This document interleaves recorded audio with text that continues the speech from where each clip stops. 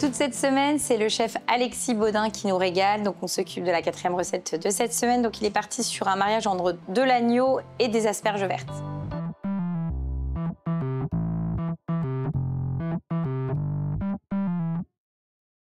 Donc, Alexis, on commence par quoi? On va cuire nos asperges. Ouais. Donc, tu as des asperges vertes, voilà. des plus gros, des gabarits un peu plus importants et des plus petites. Donc, 2 cuissons différentes. Voilà. Hein? Celle-là, en fin de compte, il faut les quand même plus grosses, tu veux les cuire quand même dans l'eau à l'anglaise. Voilà. Donc, on y va, on les plonge.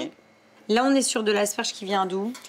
De la ferme des Chambérons. C'est juste à côté, ça, 5 minutes. Ouais, donc, vraiment, on continue de rester dans les produits vraiment locaux et au plus près de toi, quoi. Voilà. Alors, toi, ton agneau qui est juste là, je le récupère. Donc là, tu as fait déjà une cuisson basse température. Voilà. À la maison, si on n'a pas de système basse température, on fait comment? En direct, on peut cuire. Ok, comme ça, même principe à la poêle. Après, il faut laisser un peu reposer, juste un peu reposer la viande. Ok. Une fois qu'elle est cuite. Et là, tu es sur quelle pièce de l'agneau? C'est le filet. Ok. Donc, on reçoit les coffres et puis les coffres d'agneau. Donc, l'agneau qui vient de Daniel Neveu, qui est à Bœuf. Ok. Et en fin de compte, on lève, ils font le coffre en deux, puis nous, on lève tout et avec les os, on fait la sauce. D'accord. Et d'ailleurs, tu as prévu une sauce là ou non, pas besoin? Oui, il y a une sauce. D'accord. Qui est faite avec les os. Justement les os de l'agneau. Ok. Voilà. Et donc, pour accompagner, tu es parti sur aussi des petits navets. C'est du petit navet, ça? Les navets, ouais. Ça a été cuit, on les cuit sous vide en poche. Hein. Ah, ok. On cuit en poche. Et, nous, à la maison, on peut faire une première cuisson à l'eau, à l'anglaise. Et à la limite, les mettre dans l'eau, effectivement. Et tu as des mini carottes avec aussi. Voilà. Toi, tu n'as pas de potager, là, à toi? Pas encore. Mais c'est l'objectif? L'objectif, oui. Donc, s'il y a un maraîcher qui cherche du boulot... tu passes le message, quoi. Je suis preneur.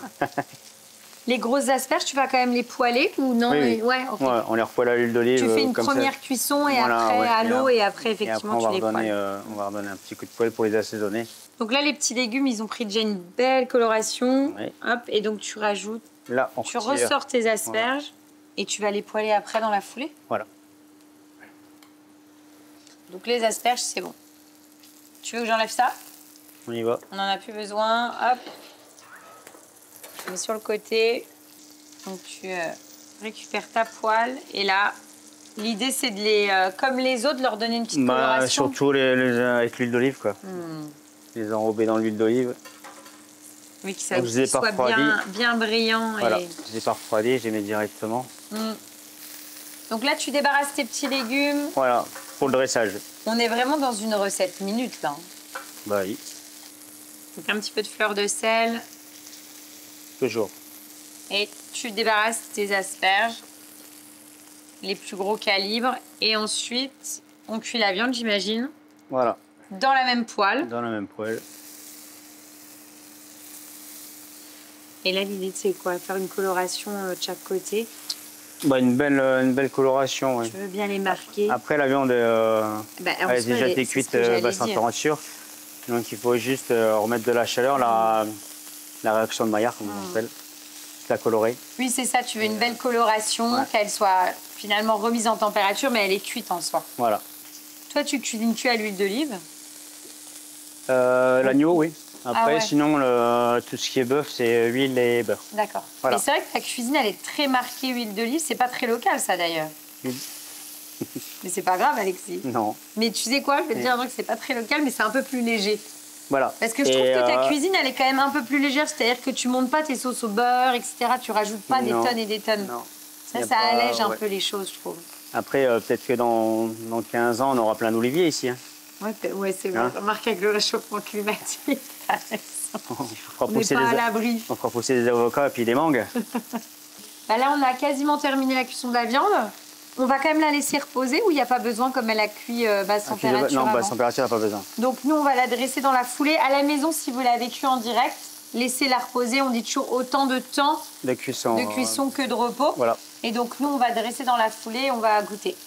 Donc c'est parti pour le dressage. Hop. Donc là, l'idée, c'est d'alterner tous tes petits légumes. On essaie de placer ça joliment. Oui. Et donc de mettre tous ces petits légumes que tu as fait revenir. Ta viande. Et ensuite, la sauce pour finaliser. Super. On y va, on goûte? Allez, aussi. C'est beau.